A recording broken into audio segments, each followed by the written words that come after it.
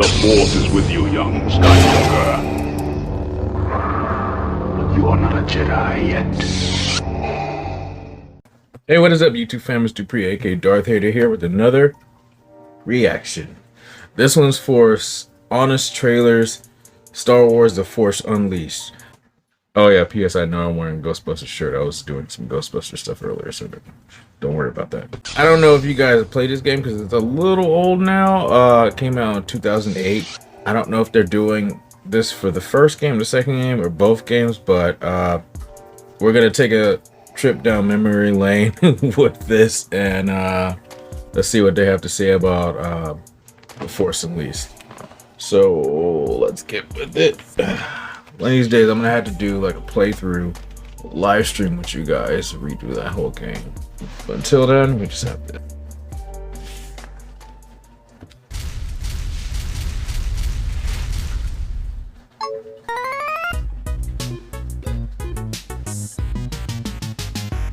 A long time ago, in a console generation far, far away. Pod Racer. In the era before Disney had enclosed the Star Wars franchise in its icy grip, you could still make a Star Wars game without a billion-dollar budget. And the franchise wasn't a divorcee child for the fandom to fight over.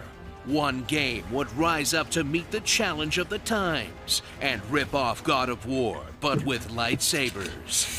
The Force.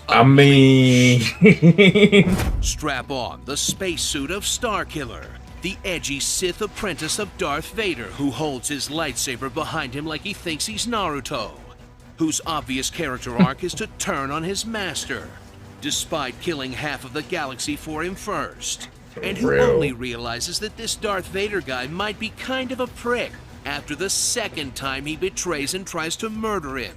Then takes advantage of the Catholic-style forgiveness of the Jedi to end the story as a hero, instead of being taken to the Galactic Hague to be tried for war crimes. In a narrative clearly designed to give you guilt-free access to Force lightning some Jawas. I said sorry, so this is Gucci in the eyes of Jedi Jesus. See you at the fire pyre, sucker!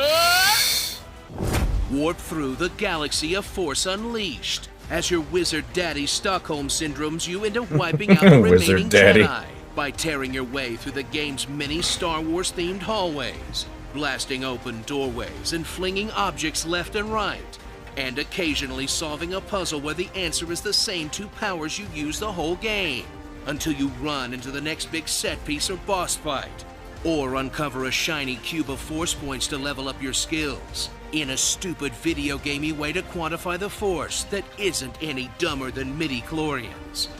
Now let's be clear, these games are action movie dumb, not prequel dumb.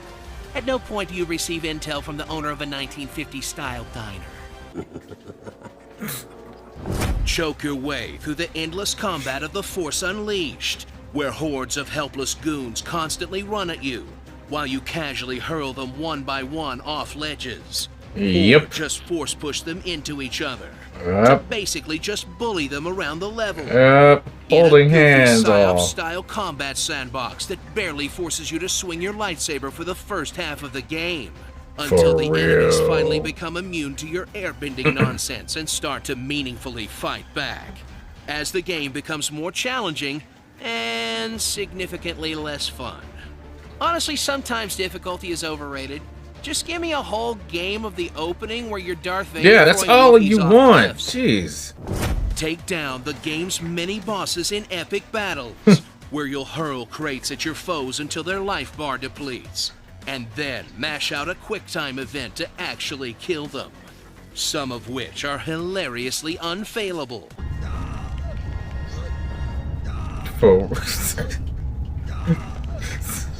Or fight stiff lightsaber duels against the occasional Jedi. That, aside from a couple of gimmicks, are way less interesting than any fight in Jedi Academy, a game that came out 5 years earlier. But at least add some variety to a game largely about torturing stormtroopers. Seriously, like 90% of your enjoyment of this game is going to be about how funny you think it is to do this to a guy. Yep. So light those sabers and may the 5th be with you. Because Disney managed to license a whole day, with a game that, despite being clearly designed in a boardroom to appeal to teens, is still plenty of mindless fun. And it's probably in the top 50% of Star Wars video games. They've got a lot of work to do to make up for Masters of Terra's Hey, shut up. That was a good game. Strong with this one. Starring Crawling in My Skin, Hot Fascist Girlfriend, 50 Damn. Shades of Vader. Palpatine turned himself into a clone. It was the funniest I've ever seen. Qui-Gon Blind, quintessential homicidal droid partner, Jedi Master Munch, Shaktira Shaktira, Sith Lord OnlyFans. This is a lovely room of death. And R.I.P. to a real one, the Force and the Furious. The Force and the Furious. We would get into the sequel about the clones and how bad it was, but Disney did our job for us and wiped it off the face of the planet. Tell us what you'd like to hear in my honest voice in the comments below. You can't just shoot a hole in the surface of Mars. The longer the icon of sin is on Earth, the stronger it becomes. If it bleeds, we can kill it. This is not your grave, but you are welcome in it. I have created over 1,000 blades. Okay. Okay. Some good points there. Some very good points there, but very self-explanatory. There's not really too much you could say about that game. It really was what it was. It is what it is. It still is what it is. But the replayable factor of that game is beyond anything we've had with any Star Wars game for a really long time, aside from Jedi Outcast. Oh God, I've been wanting to do a replay of that game for a really long time. I have the PS3 copies, the deluxe PS3 copies of both games. I probably should just do it anyway one of these days. That first level where you're Darth Vader just going through Kashyyyk, like just destroying, demolishing Wookiees, that should have been maybe a 2-part level or a 3-part level or something. We honestly needed a lot more of that. Even though it's very basic, you're just barely using your lightsabers, Vader, and just demolishing everything. That's what we wanted. That's what we still want. The second game is, I don't even want to go into that. How it looked really good for when it came out, but that game was so short, and you can play that game in like a few hours, honestly. Like I said, they pretty much said what was said, and that's all I can.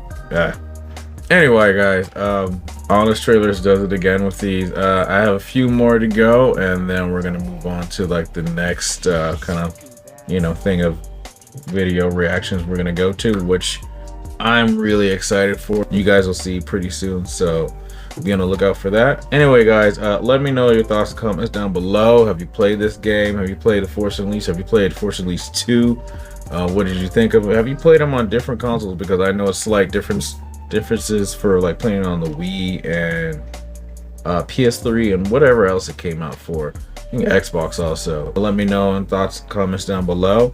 If you liked this video, please hit this like button. If you didn't like this video, hit that like button. If you're not already subscribed to the channel, please hit the subscribe button. If you could be so kind as to hit that bell and get notifications for all my latest videos, that would be great. Anyway, guys, thank you for watching us. Catch you in the next one. May the Force be with you. Bye. Always with you, what cannot be done. You've nothing to say.